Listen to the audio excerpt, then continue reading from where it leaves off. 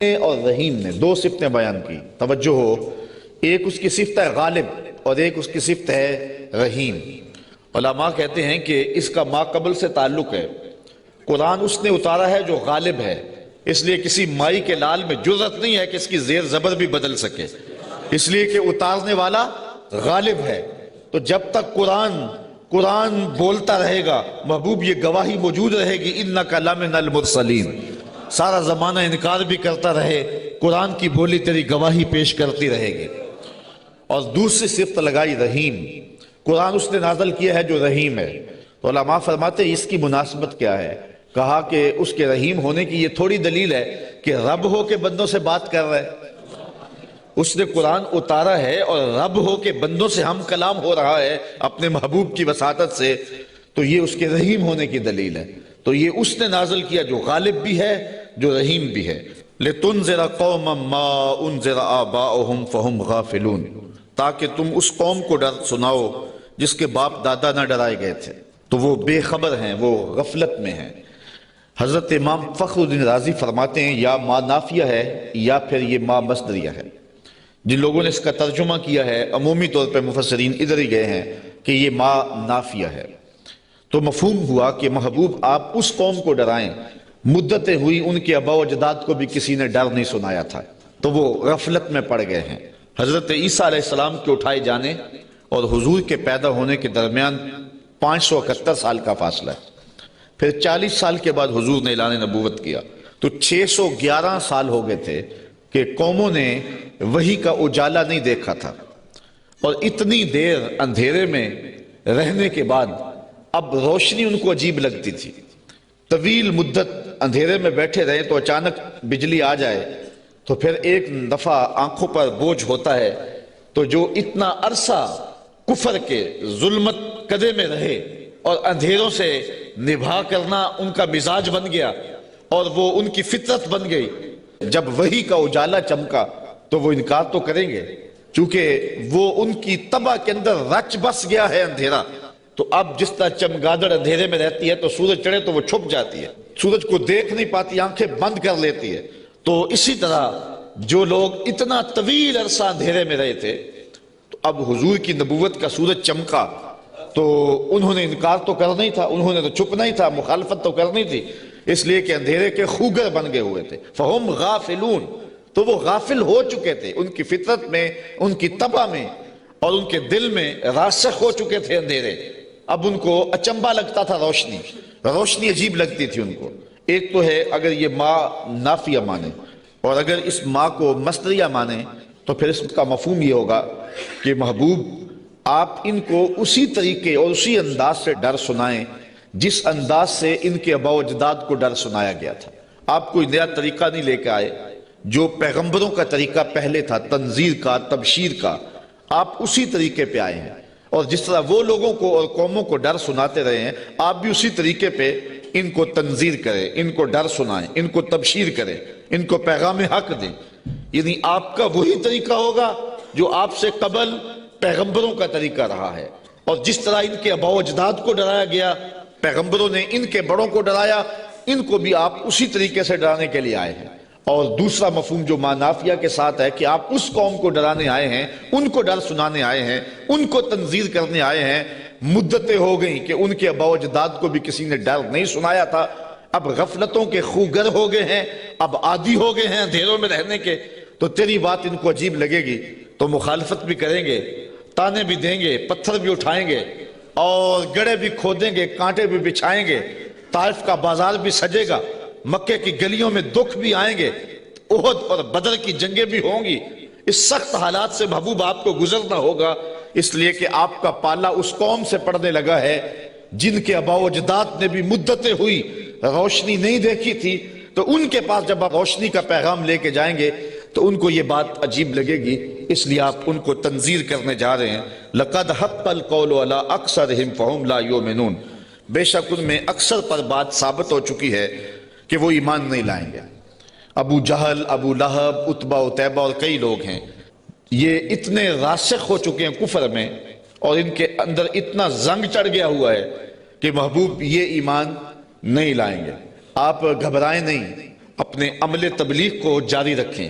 کٹھن حالات میں آپ روشنی کے دیے روشن کرتے چلے جائیں، اندھیرا چھٹتا چلا جائے گا لیکن اکثر لوگ نہیں مانیں گے، مخالفت کریں گے، کھڑے ہو جائیں گے، مقابلہ کریں گے، بہت کچھ ہوگا۔ محبوب یہ بات طے شدہ ہے کہ آپ کی مخالفت ہوگی اور زیادہ لوگ نہیں مانیں گے۔ اِنَّا جَعَلْنَا فِي أَعْنَاقِهِمْ أَغْلَالًا، ہم ان کے گردن میں، ان کے گلوں میں توق چڑھا دیے ہوئے۔ حضرت مولا کائنات سیدنا علی المرتضیٰ رضی اللہ تعالیٰ عنہ اپنے ان دونوں ہاتھوں کو یوں جوڑ کر کے اپنی گردن کے نیچے رکھا، تو جب گردن کے نیچے رکھا تو سر اوپر اٹھ گیا، تو فرمایا جس طرح گردن کے نیچے ہاتھ رکھنے سے گردن تن جاتی ہے اور سر اوپر اٹھ جاتا ہے، اللہ نے کافروں کے گلے میں یوں توق چڑھا دیے ہیں کہ ان کی گردنیں اوپر کو اٹھی ہیں اور وہ چڑھتے ہوئے سورج نبوت کا دیکھ ہی نہیں سکتے ہیں۔ اچھا آگے لفظ بھی فرمایا فَهِيَ إِلَى الْأَذْقَانِ، اور وہ ٹھوڑیوں تک چڑھے ہوئے ہیں۔ فَهُمْ مُقْمَحُونَ، مقمحون عربی میں ایسے اونٹ کو کہتے ہیں کہ جس کو کھینچ لیا جائے، جس کی گردن کھینچ لی جائے اور وہ نیچے بھی نہ دیکھ سکے، دائیں بائیں بھی نہ گردن موڑ سکے، آنکھیں تاڑے لگ جائیں اور گردن اوپر کو اٹھی ہو، نیچے سبز چارہ بھی ہو تو اسے دکھائی نہ دے، اس کو کہتے ہیں ایبالن مقمحن، ایسا اونٹ کہ جس کی گردن اٹھی ہوئی ہے۔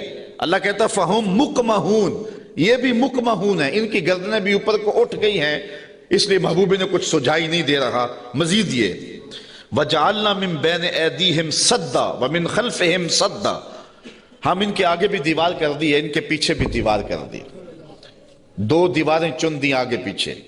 فَأَغْشَيْنَاهُمْ، اور پھر ان کے منہ کے اوپر خول چڑھا دیے، فَهُمْ لَا يُبْصِرُونَ، تو وہ نہیں دیکھ سکتے۔ مجھے بتاؤ کہ آگے بھی دیوار ہو، پیچھے بھی دیوار ہو، منہ کے اوپر کپڑا خول چڑھا ہوا ہو اور نظر تاڑے لگی ہوئی ہو، گردن اٹھی ہوئی ہو، گلے میں توق ہو، تو چڑھتا ہوا سورج دکھائی دے گا؟ چمکتا ہوا چاند نظر آئے گا؟ ٹمٹماتے ہوئے ستارے سجھائی دیں گے؟ کہا محبوب ان کی حالت بھی یہ ہے، تیری نبوت کا سورج تو چمک رہا ہے، انہیں دکھائی نہیں دے رہا ہے، اس لیے کہ یہ اس اندھیرے میں پھنس گئے ہوئے ہیں۔ مفسرین نے یہ بھی لکھا ہے کہ کچھ کافر ابو جہل، نضر بن حارث اور باقی پتھر لے کے حضور کو مارنے کے لیے، حضور کو اذیت دینے کے لیے گئے تھے، لیکن پھر اس طرح ان کی گردن اٹھ گئی اور ہاتھ ان کے ٹھہر گئے، اور کسی نے دیکھا کہ ایک بیل ہے جو اس کے اوپر حملہ کرنے والا ہے، تو ان کی حالت کو بیان کیا گیا ہے۔ تو اللہ فرماتا اب وہ دیکھ نہیں سکتے۔ وَسَوَاءٌ عَلَيْهِمْ أَأَنذَرْتَهُمْ أَمْ لَمْ تُنذِرْهُمْ لَا يُؤْمِنُونَ، اب برابر ہے کہ آپ ان کو ڈرائیں یا نہ ڈرائیں، یہ ایمان نہیں لائیں گے، اس لیے کہ اندھیرے جم گئے ہوئے ہیں۔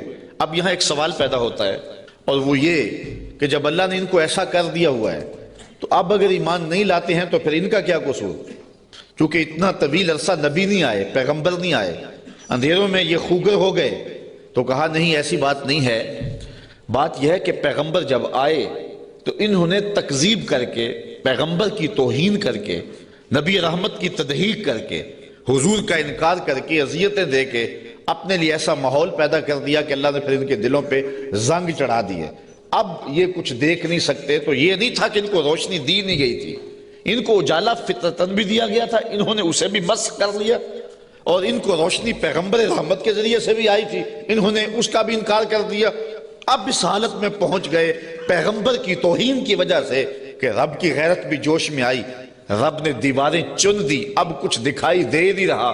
یار اس سے بڑھ کر کیا بات ہے کہ چاند ٹکڑے ہو کے قدموں میں آئے اور یہ پھر بھی نہ مانے، سورج پلٹ کے عصر کے وقت پہ آئے، یہ پھر بھی نہ مانے، ابو جہل مٹھی میں کنکر لے کے آئے اور کہے آپ اللہ کے رسول بتاؤ میری مٹھی میں کیا ہے، تو حضور بول کے کہیں میں بتاؤں یا جو مٹھی میں وہی بتا دے، تو اب بھی وہ نہ مانے اور کہے ھذا من سحر ابن ابی کبشہ، یہ ابو کبشہ کا جادو ہے جو سر چڑھ کے بول رہا ہے۔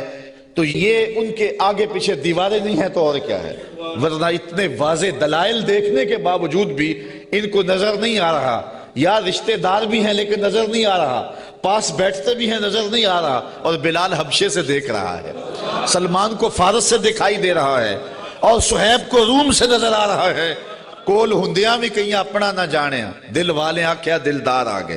تو یہ اپنی اپنی قسمت کی کہانی ہے، تو کہا محبوب آپ ان کو ڈرائیں یا نہ ڈرائیں یہ ایمان نہیں لائیں گے۔ انما تنذر من اتبع الذکر وخشی الرحمن بالغیب فَبَشِّرْهُ بِمَغْفِرَةٍ وَأَجْرٍ كَرِيمٍ۔ اچھا سوال پیدا ہوتا ہے، جب لوگ تو ایمان لائیں گے نہیں، لوگ تو مانیں گے نہیں، انکار پہ انکار کرتے جائیں گے، دل اندھے ہو گئے ہیں، آگے پیچھے اوپر نیچے پردے ہی پردے ہیں، تو پھر تبلیغ کیوں کی جائے؟ تبلیغ عمل جاری کیوں رکھا جائے؟ جب زمین ہی بنجر ہے تو پھر بیج کیوں ڈالا جائے؟ جب زمین ہی جو ہے وہ شور اور کلر ہے تو پھر می برسنے سے ہوگا کیا؟ تو پھر تبلیغ کا عمل رک جانا چاہیے۔ کہا محبوب نہیں، تیرے کرم کا می برستا رہنا چاہیے، تیرے کرم کا می جو ہے وہ ان کے اوپر نازل ہوتا رہنا چاہیے۔ یہ نہیں مانیں گے، ایسے بھی ہیں۔ انما تنذر من اتبع الذکر، محبوب آپ اس کو ڈر سناؤ جو نصیحت کے پیچھے پیچھے چلے۔ ایک وہ ہے جو سنتے نہیں، اور ایک ہے جو جھولیاں پھیلا کے پیچھے پیچھے آ رہے ہیں۔ ایک وہ ہے کہ آپ سناتے ہیں، کانوں میں انگلیاں ٹھوس لیتے ہیں، اگر سنائیں تو پھر بھی ایک کان سے سن کے دوسرے کان سے نکال لیتے ہیں۔ اور ایک وہ بھی ہیں کہ تو پہاڑ کی چوٹی پہ بیٹھا ہے اور محبت والا، آنکھوں میں ظاہری روشنی بھی نہیں رکھتا۔ عبداللہ ابن مکتوم حضور کی خوشبو سونگ سونگ کے پتھروں پہ اوپر چڑھتا ہوا پہاڑ پہ پہنچ جاتا ہے، اور آپ کی چوکھٹ پہ جولی پھیلا کے کہتا ہے کہ یا رسول اللہ علمنی ما علمک اللہ، اللہ نے جو آپ کو دیا میری جھولی میں بھی ڈال دیجئے۔ ایک سن نہیں رہے اور ایک پیچھے پیچھے آ رہا ہے۔ محبوب ایک سن نہیں رہے اور ایک جھولی پھیلا کے کہتا ہے چمک تجھ سے پاتے ہیں سب پانے والے، میرا دل بھی چمکا دے چمکانے والے۔ تو کہا محبوب وہ بھی ہیں جو نصیحت کے پیچھے پیچھے چلتے ہیں۔ وَخَشْيَ الرَّحْمَنَ بِالْغَیب، اور رحمان کو بن دیکھے رحمان سے ڈرنے والے، یہ لوگ ہیں جو تیری نصیحت کو قبول کریں گے، تیری بات کو قبول کریں گے۔ اللہ نے مختلف طبائع بنائی ہیں، سویر سے لے کر شام تک ہماری نوکری بھی قرآن کی ہی ہے، تو دیکھتے ہیں کہ کئی جگہوں پہ ایسا بھی ہوتا ہے کہ لوگ توجہ نہیں کر رہے ہوتے چونکہ انہیں قرآن کی لذت نصیب نہیں ہوتی، اور کچھ ایسے ہوتے ہیں کہ وہ آنکھ کا جھپکنا بھی بوجھ سمجھتے ہیں کہ کوئی ایک لفظ بھی ادھر نہ چلا جائے۔ تو یہ اپنا اپنا ذوق ہے صاحب، جو بلبل کا ذوق ہے وہ چڑیا کو نہیں دیا گیا، اور جو پروانے کا ذوق ہے وہ مکھی کو نہیں دیا گیا، اور جو چکور کو پیار دیا گیا ہے چاند کا وہ کسی اور کو نہیں دیا گیا۔ تو قرآن کے لیے بھی اللہ نے دل رکھے ہیں، جو قرآن سنتے ہیں ان کی روح تک اترتا چلا جاتا ہے۔ اقبال نے ایک جگہ پہ بڑی خوبصورت بات لکھی، کہا کچھ لوگ ایسے ہیں جو حافظ شیرازی کے شعر پہ اور عراقی کے شعر پہ تو جھومتے ہیں، اور انہیں قوال کا نغمہ تو مست کر دیتا ہے، لیکن قرآن سے انہیں کچھ بھی نہیں ہوتا۔ کہا وہ قسمت کے مارے ہوئے لوگ ہیں۔ کہا یہ تو شاعروں کا کلام ہے جو مخلوق ہیں، اور جو قرآن ہے یہ رب کا کلام ہے، اور جو بادشاہوں کے کلام ہوتے ہیں وہ کلاموں کے بادشاہ ہوتے ہیں، اور یہ رب کا کلام ہے، یہ خالق کا کلام ہے۔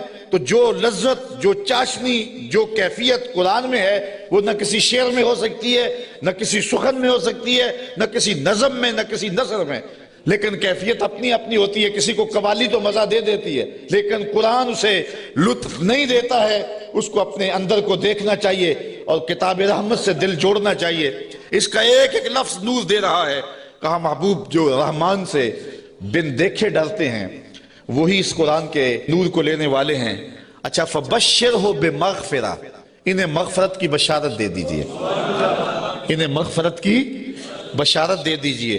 وَأَجْرٍ كَرِيمٍ، یار اجر ہی کافی تھا لفظ، لیکن کریم کی ساتھ صفت لگائی۔ میرے پاس کوئی اس کا مفہوم نہیں ہے کہ اس کو اردو میں ڈھال سکوں، لیکن اتنا ہی سمجھیں کہ جس اجر کو میرے رب نے بھی کریم کہا وہ کیسا اجر ہوگا۔ اللہ فرماتا ہے ہم ان کو بخشیں گے بھی اور اجر کریم بھی دیں گے۔ اِنَّا نَحْنُ نُحْيِي الْمَوْتَى وَنَكْتُبُ مَا قَدَّمُوا وَآثَارَهُمْ وَكُلَّ شَيْءٍ أَحْصَيْنَاهُ فِي إِمَامٍ مُبِينٍ، بے شک ہم مردوں کو جلائیں گے، زندہ کریں گے، اور ہم لکھ لیں جو انہوں نے آگے بھیجا، جو پیچھے چھوڑا، اور ہر چیز ہم نے گن رکھی ہے ایک بتانے والی کتاب میں۔ آج کوئی مانے یا نہ مانے، انکار کرے یا اقرار کرے، تردید کرے یا تائید کرے، رخ پھیر لے یا جھولی پھیلا لے، محبوب آپ پریشان نہیں ہوں گے۔ ایک وقت آنے والا ہم قبروں سے مردوں کو اٹھائیں گے، آج کوئی مانے یا نہ مانے، ہم نے لکھی ہوئی ہے، ایک ایک بات لکھی ہوئی ہے، وہ روشن کتاب میں۔ قیامت کے دن نامہ اعمال کھلے گا، سب سامنے آ جائے گا۔ تو محبوب آپ اپنے عمل کو جاری رکھیں، جو آپ کر رہے ہیں ہم وہ بھی لکھ رہے ہیں، اور جو آگے سے ان کے رویے ہم وہ بھی لکھ رہے ہیں۔ قیامت کے دن ہر شے سامنے ہوگی اور رب کی عدالت میں سارے فیصلے ہوں گے۔ اچھا ایک تو یہ مفہوم ہے جو عامت المفسرین نے بیان کیا اس آیت کا، لیکن ابن عاشور میں اس کا ایک اور مفہوم بیان کیا ہے، اور ذرا سنیے۔ وہ کہتا ہے کہ اس آیت کو انا نحن نحیی الموتى، اس کو ہم ما قبل سے اگر ملا کے پڑھیں تو مفہوم اس کا کچھ اور نکلتا ہے، اور وہ یہ کہ محبوب تیری بات کو کچھ لوگ سنتے نہیں ہیں اور تو ان کے پاس جا کے بات سناتا ہے اور وہ پرواہ نہیں کرتے، ان کے اوپر نیچے آگے پیچھے زنگ ہیں اور پردے ہیں، لیکن محبوب تیرے کرم کا می برستا رہنا چاہیے، ایک دن آئے گا مردے بھی جی اٹھیں گے۔ محبوب تیرے کرم کا می برستا رہے، ایک دن آئے گا ان شور اور کلر زمینوں میں بھی پھول کھل اٹھیں گے، اس لیے تو کرم فرماتا رہے اور تو تبلیغ کا عمل جاری رکھ۔ روزانہ پتھر پہ بھی ایک قطرہ گرے تو ایک دن سوراخ وہاں بھی ہو جاتا ہے، اور محبوب تیری مٹھی بولی جاری رہنی چاہیے، ایک دن زمانہ تیرے کلمے پڑے گا، اور پھر فتح مکہ کے دن لوگوں نے دیکھا سب کے لبوں پہ ترانے میرے حضور کے ہی تھے۔ تو یہ ہے ایک مفہوم۔ اچھا، یہ بات بیان کرنے کے بعد جو اگلا رکوع ہے، مضمون لمبا نہ ہو جائے لیکن میں کچھ مضمون آپ کے سامنے رکھ دیتا ہوں اختصار کے ساتھ۔ اللہ نے اپنے محبوب کے غلاموں کو ان کٹھن حالات میں تسلی دی۔ وَضْرِبْ لَهُمْ مَثَلًا أَصْحَابَ الْقَرْيَةِ، محبوب انہیں اس شہر والے لوگوں کی کہانی سناؤ۔ یہ محبوب کے قلب کو اور حضور کے غلاموں کے دل کی تسکین کے لیے اللہ نے کہا، چونکہ کہانیوں کے ساتھ ویسے بھی انسان کا جو رجحان ہے وہ طبعی ہوتا ہے، فطری ہوتا ہے۔ کہانی کی طرف میلان ایک فطری ہے، انسان کی طبع میں رکھا گیا، شوق سے سنتا ہے۔ کسی زمانے میں شام کو بچے دادی اماں کے بستر میں گھستے تھے کہ اس سے کہانیاں سننی ہیں، اور دادی اماں اپنی روایات، اپنا کلچر، اپنی تہذیب، اپنا تمدن اور اپنی خاندانی روایات اس کہانی کے اندر سمو کر کے ان بچوں کو اخلاقیات کا درس، اپنے مذہب کا درس اور اچھائیوں کا درس اور تقوی کا درس اس ایک کہانی میں رکھ کے ان کو دیا کرتی تھی، اور وہی ہمارا کلچر تھا، وہی ہماری تہذیب تھی، اور وہ اپنی روایات کو نئی نسل میں منتقل کر کے جاتی۔ جب سے ہم نے دادی اماں کا بستر چھوڑ دیا ہے اور ٹیلی ویژن کی سکرین سے تہذیب لینا شروع کر دی ہے، اس لیے ہم نے روایات ادھر سے لینی ہے، اور وہی حقیقتوں کے اجالے اور وہی روشنیاں تھی، اور آج ہم پتہ نہیں کیا کس کو کلچر قرار دے رہے ہیں۔ میں 2-4 دن پہلے لاہور میں 4-5 جگہ پہ درس پہ رہا ہوں، اور جگہ جگہ کلچر میلے اور کیا کچھ دیکھتا رہا ہوں، تشہیر اس کی۔ تو میں کہا تھا، جگہ جگہ میں نے کہا یہ ہمارا کلچر نہیں ہے۔ جو ماہرین ہیں اور جو فنون والے ہیں وہ کہتے ہیں کہ جو کلچر ہوتا ہے کسی بھی قوم کا، اس پر جغرافیے کی اور مذہب کی چھاپ ضرور ہوتی ہے۔ یہ کبھی نہیں ہو سکتا کہ کسی قوم کا کلچر، اس کی تہذیب، اس کے جغرافیے سے اور اس کے معتقدات سے، اس کے عقائد سے ہٹ کر ہو۔ تو یہ سارتا پا برہنہ کلچر، یہ ہمارا کلچر نہیں ہو سکتا، نہ مشرقی کلچر نہ حجازی کلچر۔ ہمارا کلچر مغرب کی ہواؤں سے نہیں پھوٹتا، مدینے کی فضاؤں سے پھوٹتا ہے۔ اپنی ملت کا قیاس اقوام مغرب سے نہ کر، خاص ہے ترکیب میں تجھے قوم رسول ہاشمی۔ آج جو کلچر ہمیں دیا جا رہا ہے وہ قطعاً ہماری روایات نہیں ہے، ہمارا کلچر نہیں ہے، ہمارا تمدن نہیں ہے، ہماری تہذیب نہیں ہے۔ تو بہرحال دادی اماں سے وہ کہانیاں سننا، یہ شوق اور رجحان، یہ فطری ہے۔ تو اللہ تعالیٰ نے قرآن مجید میں کئی کہانیاں ہماری ہدایت کے لیے بیان کی ہیں، اور یہ کہانی بھی وَضْرِبْ لَهُمْ مَثَلًا أَصْحَابَ الْقَرْيَةِ، محبوبی نے اس بستی کے لوگوں کی کہانی سنائے۔ وہ ایک بستی تھی جس کا نام تھا انطاکیہ، اور یہ شام کے غربی علاقے میں واقع ہے۔ وہاں اللہ نے 2 رسول بھیجے ان لوگوں کی ہدایت کے لیے۔ خوشحال بستی تھی، اللہ نے 2 رسول بھیجے، انہوں نے دونوں کا انکار کر دیا۔ اللہ نے ان کی تائید کے لیے 3را رسول بھیجا، انہوں نے اس کا بھی انکار کر دیا، حتیٰ کہ ان نبیوں کی تکذیب کی، انہیں گالیاں دی، اور پتھر لے کر ان نبیوں کو شہید کرنے پر آمادہ ہو گئے۔ جب نبیوں کو قتل کرنے لگے تو شہر کے ایک کنارے پر ایک شخص رہتا تھا، اسے جب پتہ چلا کہ یہ نبیوں کو قتل کر رہے ہیں میری قوم کے لوگ، تو تھا تو وہ مسکین آدمی، لیکن اس کے دل میں جذبہ جاگا، وہ وہاں سے دوڑتا ہوا آیا اور اپنی قوم کو کہنے لگا تم قتل کرنے لگے ہو، میں کہتا ہوں ان کے قدم چومو۔ تو وہ جتنے پتھر تھے ان نبیوں پر برسنے کے لیے آمادہ تھے وہ اس شخص پہ برس گئے، اور پھر وہ شہید ہو گیا۔ پھر اس کی لاش سے آواز کیا آئی، یہ قرآن کی بولی ہے۔ ذرا توجہ کر لیں، میں اس کی تفصیلات میں تو نہیں جاؤں گا، لیکن اختصار کے ساتھ مضمون آپ نے سن لیا، اب قرآن کا لہجہ دیکھیے۔ وَضْرِبْ لَهُمْ مَثَلًا أَصْحَابَ الْقَرْيَةِ، محبوب نے اس بستی کے لوگوں کی کہانی سنائیے۔ اِذْ جَاءَهَا الْمُرْسَلُونَ، جن کے پاس رسول آئے۔ اذ ارسلنا الیہم اثنین، ہم نے ان کی طرف دو رسول بھیجے، فکذبوہما، اس قوم نے ان دونوں کی تکذیب کر دی، فعززنا بثالث، ہم نے تیسرا بھیجا، فقالوا انا الیکم مرسلون، ان رسولوں نے کہا کہ ہم تمہاری جانب رسول بن کے آئے ہیں۔ قالوا، قوم نے کہا، ما انتم الا بشر مثلنا، تم تو ہمارے جیسے بشر ہو۔ یہ بدبخت اور بد نصیب قوموں کا مزاج رہا ہے کہ پیغمبروں سے روشنی اور نور لینے کی بجائے ان کو بشر کہہ کے ان کی رحمتوں سے اور ان کے دامن سے پھوٹتی ہواؤں سے اور ان کے سینے سے نکلتی شعاؤں سے اور ان کے من سے وابستہ روشنیوں سے اپنے آپ کو محروم کر لیتے ہیں، اور ان کا چلنا پھرنا اور ان کا اٹھنا بیٹھنا، ان کا شادی اور نکاح کرنا اور ان کا بال بچوں میں رہنا اور ان کا بازار میں آنا جانا، اس کو وہ کہتے ہیں کہ یہ اگر نبی ہوتے تو یہ کیوں ہوتا۔ یہ عجیب بات ہے، ان کی عظمتوں کے پہلوؤں کو چھوڑ کے نظر یہاں رکھ دیتے ہیں، حالانکہ یہ بھی انسانیت کے نمونے کے لیے اور ہدایت کے لیے ہوتا ہے۔ یہاں میں بہت لمبی بات نہیں کروں گا، اگرچہ یہ عنوان ایک لمبی گفتگو کا متحمل ہے۔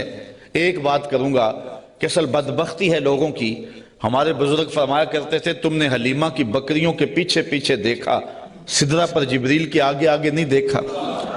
بس جو یہاں نظر جما لے تو وہ محروم ہو جاتا ہے، اور جو اس سمت کو دیکھے تو وہ روشنیاں پا جاتا ہے۔ اچھا، دوسری بات، اور اب وہ آپ کی توجہ کے لیے، کہ ایک طرف اس قوم کا رویہ یہ ہے اور کافروں کا یہ مزاج رہا ہے کہ وہ نبیوں کو بشر کہہ کے ان کو رسول ماننے سے انکار کر دیتے ہیں۔ زندہ اور جاوید انسانوں کو، متحرک اور فعال ہستیوں کو، وہ زندہ اور جاوید انسانوں کو بشر کہہ کے نبی ماننے سے، رب کا بھیجا ہوا ماننے سے، رب کا فرستادہ ماننے سے انکار کر دیتے، اور دوسری جانب صنم خانوں کے مردہ پتھروں کو خدا مان لیتے۔ ذرا ان کا تفاوت دیکھیے، نہ مانے تو زندہ اور جاوید انسانوں کو نبی بھی نہ مانے، اور ماننے پہ آ جائیں تو ہاتھوں سے تراشے ہوئے پتھر کے جو ہے وہ بت اور مٹی کے بنے ہوئے مادوں کو خدا بھی مان لیں۔ تو یہ کیا تفاوت ہے کہ ایک طرف یہ نبیوں کو، زندہ اور متحرک انسانوں کو نبی بھی نہ مانیں، اور دوسری جانب پتھروں کو خدا بھی مان لیں؟ تو اصل یہ نفسیاتی پرابلم تھا، اور یہ قوموں میں ہر دور میں موجود رہا ہے۔ سادہ سا جواب ہے، یہ لمبی یہاں بھی بحث چاہیے، لیکن سادہ سا جواب ہے کہ صنم خانوں کے مردہ پتھروں کو ماننے میں مفادات پہ زیادہ نہیں پڑتی۔ انسان کی زندگی میں وہ مردہ پتھر اور بت دخل اندازی نہیں کرتے، انسان کی انا پر چوٹ نہیں لگاتے۔ ایک پجاری زانی ہو، شرابی ہو، ڈاکو ہو، جو مرضی کرے، کبھی پتھروں نے بول کے نہیں کہا کہ یہ کیا کر رہے ہو، ہمیں بھی پوچھتے اور یہ کیا رویے رکھے ہوئے۔ ان کی جھوٹی انا کا بت بھی پلتا رہتا اور وہ سجدے بھی کرتے۔ تو بتوں کو ماننے سے ان کو اپنی زندگی بدلنی نہیں پڑتی تھی، اپنے رویے بدلنے نہیں پڑتے تھے، اور ان کی سوچوں پر کوئی پہرا نہیں تھا، ان کے خیالوں پر کوئی قدغن نہیں تھی، طرز حیات پر کوئی دخل نہیں تھا، اس لیے بتوں کو ماننے میں کوئی پریشانی نہیں تھی۔ اور نبیوں کو ماننے کا مقصد یہ تھا کہ سر سے لے کر پاؤں تک، زندگی کے ایک ایک لمحے کو، معاشرت سے لے کر کے نجی زندگی سے لے کے سیاسی زندگی تک سب کچھ بدلنا پڑتا تھا، اور اپنی خواہشات کے جنازے کندھوں پہ اٹھا کے دفن کرنے کے بعد پھر نبیوں کے قدم چومنے پڑتے تھے۔ اس لیے نبیوں کو ماننے میں پرابلم تھا اور بتوں کو ماننے میں کوئی پرابلم نہیں تھا، اس لیے کہ بتوں کو ماننے میں کوئی مفادات پہ زیادتی نہیں پڑتی تھی، اور نبیوں کو ماننے کا مقصد یہ تھا پھر اپنی خواہش چھوڑنی پڑتی تھی۔ تیرے ہندیاں سندیاں محبوبہ، میں کافر ہوں جے میں ہوں، پھر تو اپنا آپ چھوڑنا پڑتا تھا نا۔ اس لیے وہ انسانوں کو نبی ماننے کے لیے تیار نہیں تھے اور پتھروں کو خدا ماننے کے لیے آمادہ ہو جاتے۔ آج بھی یہ نفسیات ہمارے اندر بھی پائے جاتے ہیں۔ ایک شخص 70 سال حدیث رسول پڑھاتا رہا، 80 سال اس نے قرآن کی نوکری کی، تو لوگ اس کے گرد اتنی تعداد میں جمع نہیں ہوتے، اور ایک بندہ دونی رما کے تموڑی شاہ بیٹھ جاتا ہے اور ساری قوم اس نانگے کے پیچھے بھاگ جاتی ہے، تو کچھ لوگ کہتے ہیں کہ پتہ نہیں اس میں کمال کیا ہے، کرنٹ کیا ہے۔ صاحب، بات کرنٹ کی نہیں ہے، مفادات پہ زد نہیں پڑتی، اور اس شخص کے پاس آنا ہے تو زندگی بدلنی پڑتی ہے۔ اس لیے ان مردوں کو ماننے میں حرج نہیں ہے، اور ان فعال اور زندوں کو ماننے میں اپنی خواہشات کا جنازہ اٹھانا پڑتا ہے۔ لہٰذا انسان کا رجحان ادھر نہیں ہوتا ہے، انسان کا رجحان ادھر ہوتا ہے۔ یہ ایک انسان کی فطرت ہے۔ اس بات کو سمجھانے کے لیے میں آپ کو ایک بات سناؤں گا۔ میرا ایک دوست ہے پرانا، تو بچپن میں جن سے تعلق رہا ہو تو وہ کم ہی کسی کے لیے اعتقاد کا رشتہ رکھتے ہیں، لیکن یہ اللہ کا فضل ہے کہ میرے لیے اس کے دل میں بڑی محبت، حتیٰ کہ میرے ساتھ اس کا روحانی تعلق بھی ہے۔ تو اس کا ایک دوسرا دوست ہے، اور وہ میرا بھی دوست، اور وہ بہت زیادہ پڑھ لکھ بھی گیا ہے اس کی طرح۔ تو اس نے کہا یار دیکھ، میں بھی ایک اعلیٰ منصب پہ ہوں اور حضور کی سنت چہرے پہ ہے، تو تیرے دل کے اندر بھی اس شخص کے لیے محبتوں کے جذبے ہیں، تو بھی میری طرح اس شخص کے ساتھ اپنا باطن کا تعلق قائم کیوں نہیں کر لیتا؟ یہ ایک مرید کے دل میں خواہش ہوتی ہے کہ دوسرا شخص بھی میرے پیر سے وابستہ ہو جائے۔ اس فطری خواہش کے تحت اس نے اس کو دعوت پیش کی۔ تو اس نے جو جواب دیا، وہ جواب اس آیت کے مفہوم کو سمجھنے میں مدد دے گا۔ اس نے کہا کہ میں کبھی کبھی اس کی تقریر سنتا ہوں تو یار میں حساس سا آدمی ہوں، رات کو سو نہیں سکتا، تو جس کی تقریریں مجھے سونے نہیں دیتی، اگر میں اس سے تعلق جوڑ لیا وہ تو مجھے زندہ مار دے گا، اس لیے مجھے تو پیر ایسا چاہیے کہ جو سرانے کے نیچے رکھ کے آرام سے سو بھی سکوں، اور جس کو چاہوں تو لپیٹ کے جیب میں ڈال بھی سکوں، اس کے ساتھ تعلق کا یہ رشتہ مجھ سے تو نہیں نبھایا جائے گا۔ تو انسان چاہتا ہے، انسان کی طبع ہے، انسان کی فطرت ہے، جہاں مفادات پہ زد نہ پڑتی ہو تو لوگ وہاں دوڑتے ہیں، اور جہاں مفادات پہ زد ہوتی ہو، جہاں اپنا بدلنا ہوتا ہے، وہاں صائب فکر کے لوگ ہی جاتے ہیں، وہ تھوڑے بھی ہوں زیادہ بھی ہوں، اس سے غرض نہیں ہے، لیکن ہوتے صائب ہیں۔ تو ان کافروں کا مزاج یہ تھا کہ پیغمبروں کی یہ کہہ کے تکذیب کر دی کہ تم تو بشر ہو، اور صنم خانوں کے مردہ پتھروں کو خدا ماننے لگ جاتے۔ وما انزل الرحمن من شیء، کہنے لگے تمہارے اوپر رحمان نے کچھ نہیں اتارا۔ ان انتم الا تکذبون، تم تو معاذ اللہ جھوٹ بولتے ہو۔ گالیاں دی، برا بھلا کہا، تکذیب کی نسبت کر دی۔ اچھا، جو شریف آدمی ہوتا ہے اس کا بھی اپنا مزاج ہوتا ہے۔ شریف آدمی سے کوئی الجھ بھی پڑے تو وہ اپنی شرافت کے دائرے سے نیچے نہیں آ سکتا۔ وہ کسی کو گالی بھی دے تو وہ بھی شائستہ انداز کے اندر اس کو سخت لفظ نہیں دیتا، چونکہ اس کی زبان متحمل نہیں ہوتی سخت لفظ کی۔ وہ شیخ سعدی نے لکھا ہے کہ ایک شخص کو کتے نے کاٹ لیا، تو وہ رات کو کرا رہا تھا، تو اس کی ایک چھوٹی سی بیٹی تھی، تو اس نے دیکھا کہ بار بار میرا باپ اٹھ کے کرا رہا ہے، تو اس نے غصے سے کہا، جب باپ چپ ہی نہیں کر رہا تھا، کرائے جا رہا تھا، کہا بابا بابا تو دندانہ داری، تجھے کتے نے جب کاٹا تھا تو تیرے دانت نہیں تھے؟ اس نے کہا پتر جب کتا کاٹے تو کتے کو آگے سے کاٹا نہیں جاتا۔ تو جو شریف آدمی ہوتا ہے وہ گالی کا متحمل نہیں ہوتا، اور کوئی سخت لفظ بھی کہے تو اس کو بھی تول کے بولتا ہے۔ اب ان کافروں نے تو گالیاں دی، پیغمبروں کو برا کہا، تکذیب کر دی۔ پیغمبروں نے جواب کیا دیا، ذرا سنیں اور زندگی کا حسن دیکھیں اور اچھے لوگوں کی عادات دیکھیں۔ اللہ اکبر۔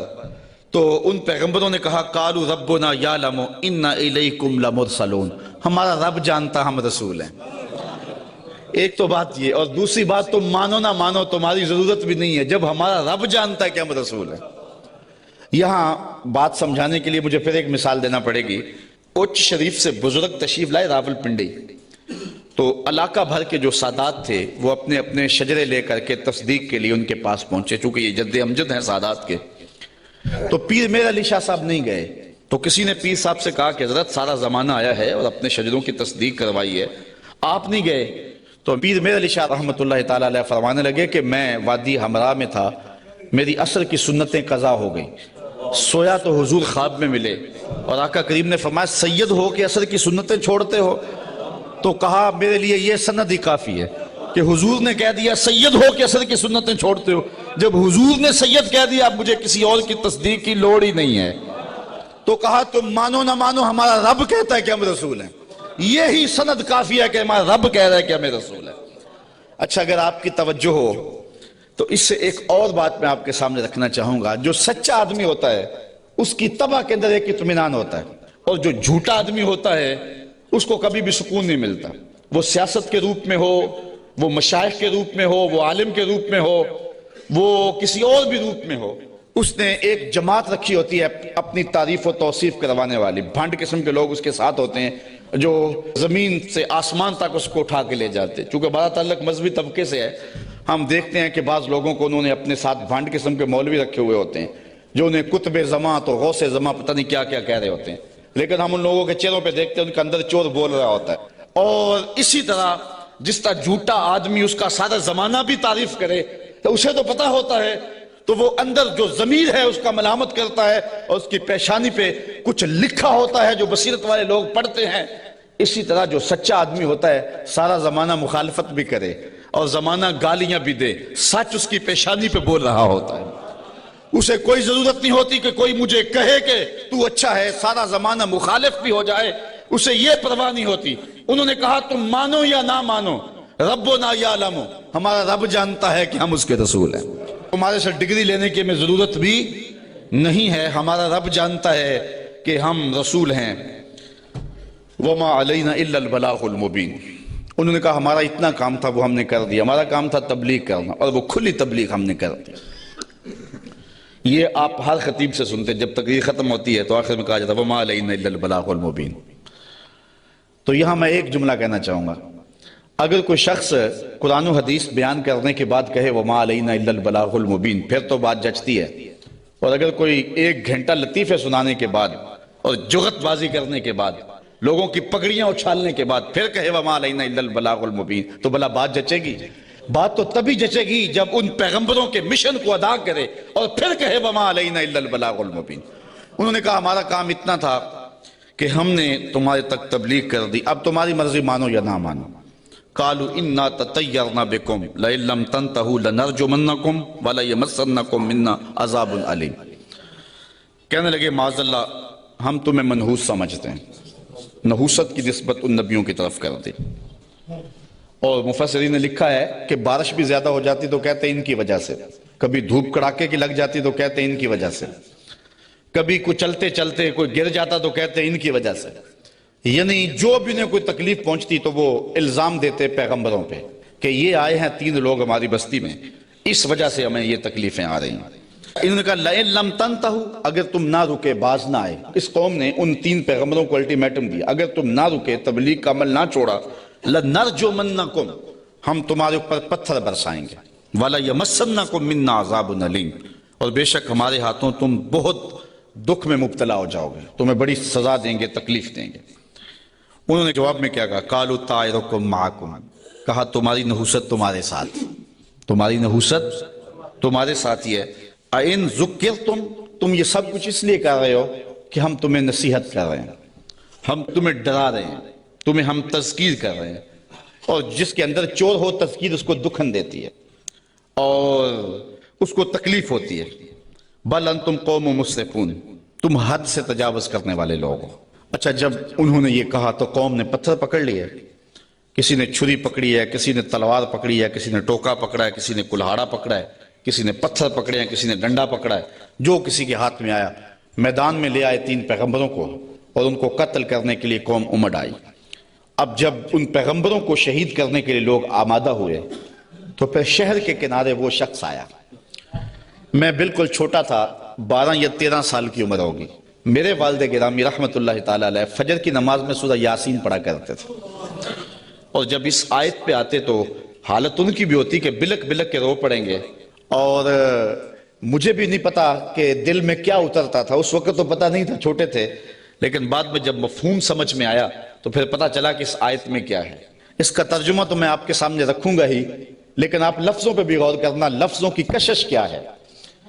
وہ حبیب نجار نامی شخص تھا جو شہر کے کنارے ایک جو ہے وہ غار میں رہتا تھا، اور جب یہ انطاکیہ میں پیغمبر داخل ہوئے تو سب سے پہلے ملاقات اس سے ہی ہوئی۔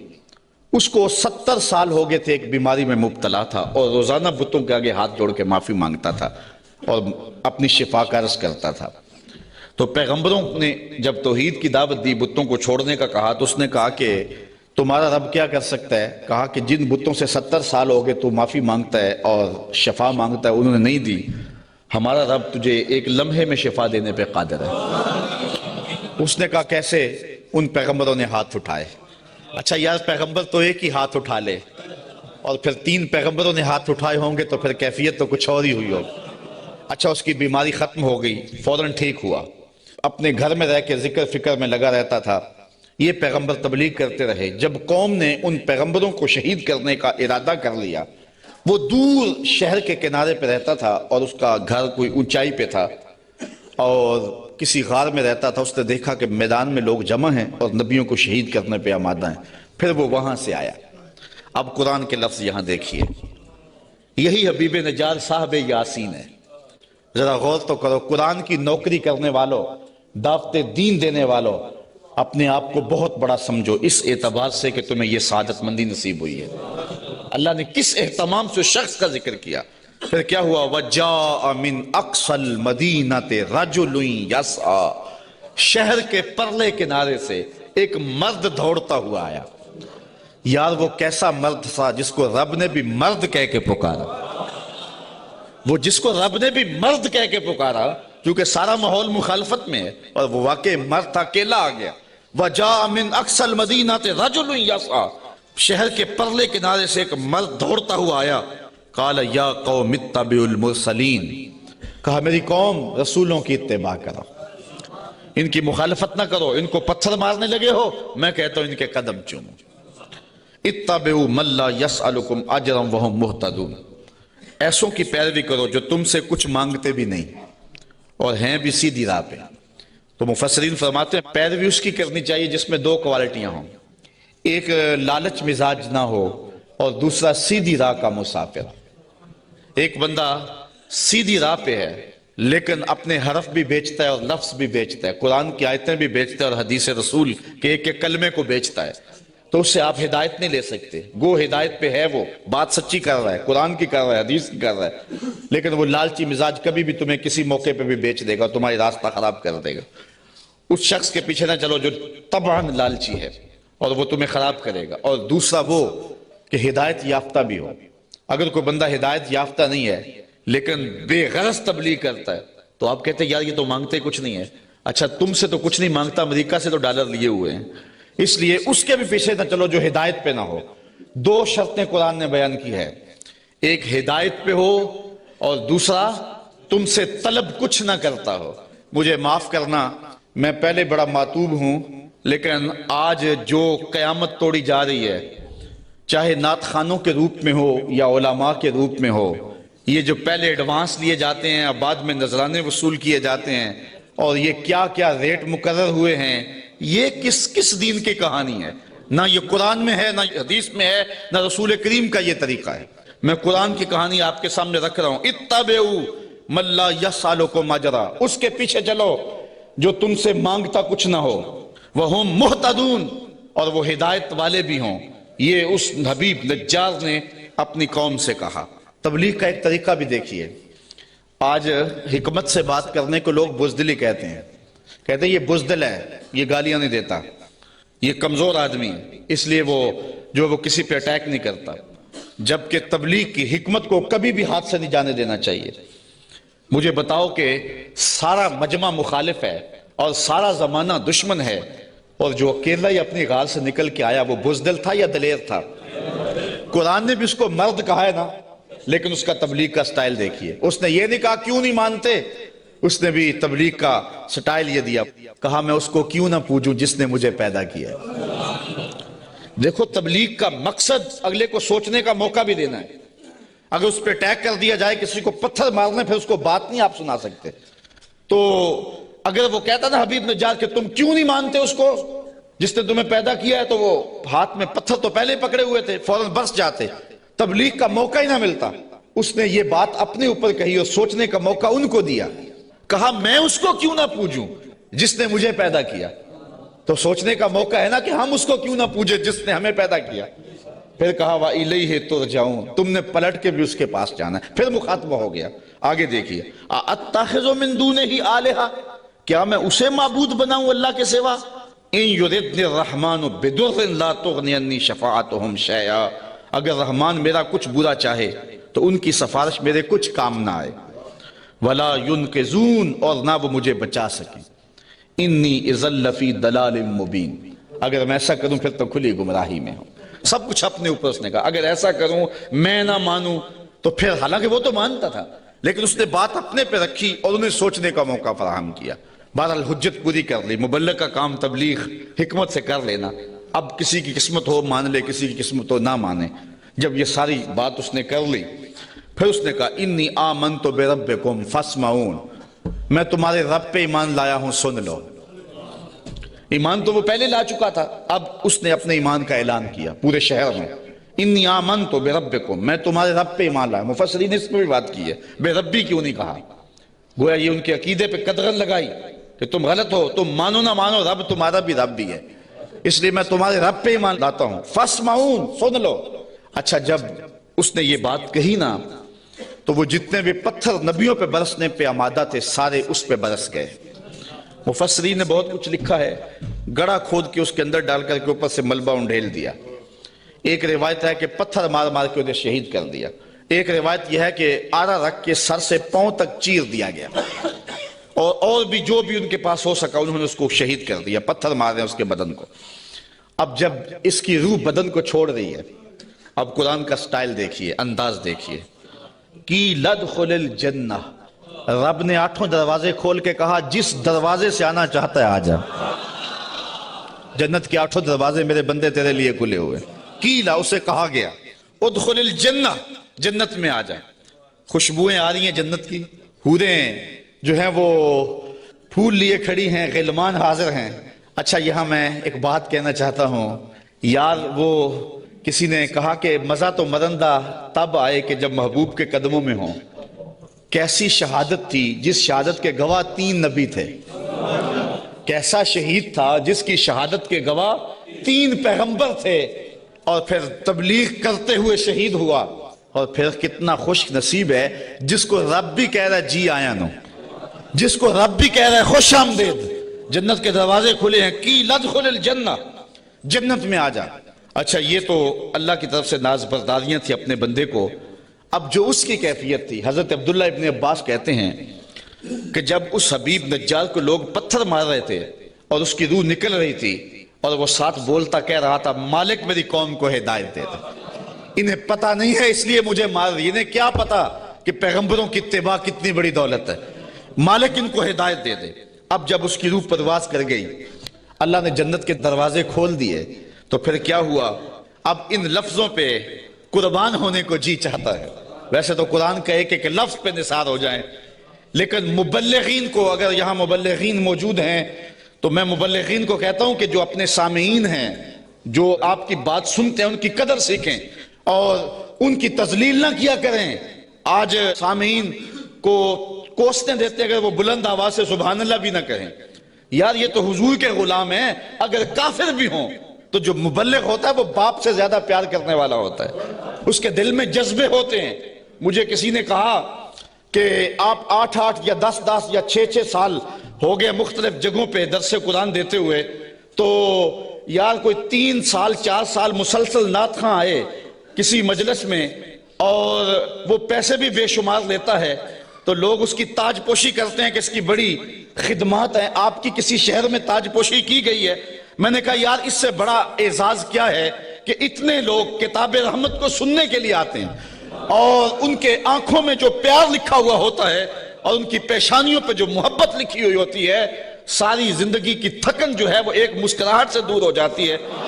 تو یہ تو دنیا کی چیزیں ہیں، ان کی تو حیثیت ہی نہیں ہے، ان چیزوں کی تو اوقات ہی باقی نہیں رہتی۔ اگر بات میں ان کے خلاف باتیں کرتے رہے اور ویسے ان کے سر پہ تاج پہناتے رہے تو یہ تو کوئی بات نہ ہوئی۔ پیار وہ ہوتا ہے جو دل دیتا ہے۔ میں نے کہا کہ میں ان سے نوٹ تو نہیں مانتا۔ ایک بندہ کہنے لگا کتنے پیسے لیتے ہو؟ میں نے کہا بندہ پورے کا پورا ہی لے لیتا ہوں، جب کسی کے پاس جاتا ہوں پھر وہ میرا ہی ہو جاتا ہے، بھاگتا رہتا ہے پیچھے پیچھے۔ وہ کہتے ہیں کہ رضا صاحب لیتا کچھ نہیں، میں کہتا ہوں میں چھوڑتا کچھ نہیں ہوں، وہ سارے کا سارا ہی میرا ہو جاتا ہے، وہ سب کچھ قربان کرنے کے لیے تیار ہو جاتا ہے۔ تو یہ کتنا بڑا اعزاز ہے۔ تو جو مبلغ ہوتا ہے، مبلغ وہ پیار کرتا ہے بیٹوں سے زیادہ اپنے جو ہے وہ محبت کرنے والوں سے اور جن کو تبلیغ کر رہا ہے۔ اب یہ تو حضور کے غلام ہیں جن کی ہم لوگ تذلیل کرتے ہیں، کسی کو کہتے ہیں یہ چاول کھانے آگے ہوئے ہیں، کسی کو کہتے ہیں یوں سبحان اللہ نہیں کہہ رہے، کیا کیا بولیاں بولی جاتی ہیں۔ یہی وجہ ہے کہ لوگ دین سے دور ہوتے چلے جا رہے ہیں۔ مبلغین کو اپنے منصب کا ہی نہیں پتا اور سینوں کے اندر وہ درک ہی نہیں ہے جو ایک مبلغ کے سینے میں ہونا چاہیے۔ یہ کافر ہیں، کافر، اور پتھر مار رہے ہیں اور حبیب نجار کو شہید کر دیا ہے۔ جب روح اڑی نا بدن سے اور وہ اب اس بدن کو بھی نوچ رہے تھے، بوٹیاں کھینچ رہے تھے، اور حبیب نجار کی روح جو ہے وہ پرواز کر کے اوپر آ جاتی ہے، اور اس کی آواز کیا ہے بولی ذرا دیکھیے، قرآن بتاتا ہے۔ قالا، حبیب نجار نے کہا، حبیب نجار نے، جس کی بوٹیاں نوچ رہے ہیں. اللہ اکبر. یہاں تو پیسے نہ دیے جائیں تو ناراض ہو جائیں، ساؤنڈ سپیکر اچھا نہ ہو تو وہ تذلیل کریں ساؤنڈ والے کی، الیاذ باللہ. یہاں تو یہ ہے کہ اچھا کھانا نہ دے تو جو ہے وہ تقریر میں تبصرہ کر دیں، لیکن وہاں ماجرا کیا، بوٹیاں نوچ رہے ہیں. اور میں اپنی بات نہیں کہہ رہا، قرآن بتا رہا ہے. جب وہ بوٹیاں نوچ رہے ہیں، وہ حبیب نجار کیا کہہ رہے ہیں؟ قالا یا لیتا قومی یعلمون، کاش میری قوم مجھے دیکھتی، میری بوٹیاں نوچنے والے مجھے دیکھتے. بما غفر لی ربی، میرے رب نے مجھے بخش دیا ہے، میرے رب نے مجھے بخش دیا ہے. اچھا بخشا کیوں ہے؟ مفسرین نے یہاں 3 قول بیان کیے ہیں. حبیب نجار کہتا ہے میری قوم کو پتہ چل جائے کہ میرے رب نے کیوں بخشا ہے. ایک تو وجہ یہ ہے کہ میں نے ان پیغمبروں کے قدم چومے، مجھے تو قتل کر لیا ہے، اگر انہیں پتہ چل جائے کہ مجھے رب نے کیوں بخشا ہے تو چلو مجھے تو قتل کر لیا، ان پیغمبروں کے قدم چوم لے، اب بھی بچ جائیں. دوسری بات، بما غفر لی، اللہ نے مجھے کس وجہ سے بخشا ہے؟ اچھا توحید پر ایمان لانے کی وجہ سے اور بتوں کو چھوڑنے کی وجہ سے، اور یہ بھی چھوڑ دیں اور ان پیغمبروں کو مان لیں. اور تیسری بات، یہ میرے بدن کو نوچ رہے ہیں اور کہتے ہیں دیکھو مار دیا، آیا تھا توحید کا پرستار، دیکھو ہم نے پرخچے اڑا دیے. یہ مجھے ذلیل کر رہے ہیں، لیکن یہی ذلت میری عزت کا سبب بن گئی، یہی شہادت میرے سر پہ عزتوں کا تاج رکھ گئی. وہ کہتا ہے کہ کاش انہیں پتہ چل جائے کہ میرے رب نے میری عزت افزائی کیا کی ہے. وَجَعَلَنِي مِنَ الْمُكْرَمِينَ، اور مجھے عزت والوں میں کیا ہے، مجھے وقار کی مسند بچھا کے دیے اور مجھے عزت کے تخت پہ بٹھایا ہے.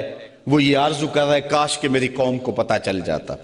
پھر قوم نے حبیب نجار سمیت ان 3 نبیوں کو بھی شہید کر دیا. پھر اللہ کا کیا عذاب ان کے اوپر نازل ہوا اور کس طرح وہ اللہ کی پکڑ میں آئے، اور پیغمبروں کو شہید کرنے اور حق کی آواز کو مسترد کرنے کی سزا کیا ہوتی ہے. اس عنوان کے ساتھ انشاءاللہ جو اگلی آیات ہیں، اگلے ماہ جب آپ حاضر ہوں گے تو سورہ یاسین کا مضمون چلتا رہے گا. 5 رکوع ہیں، تقریباً 1 مکمل اور 1 نصف کے قریب رکوع مکمل ہو گیا. خیال یہ ہے کہ ہم 4 یا 3 دروس میں سورہ یاسین مکمل کر لیں گے، اور میری آرزو یہ ہوگی کہ سورہ یاسین میں کوئی بھی مس نہ ہو، چونکہ یہ میرے حضور کی آرزو تھی کہ میری امت کے ہر شخص کے دل میں سورہ یاسین ہو.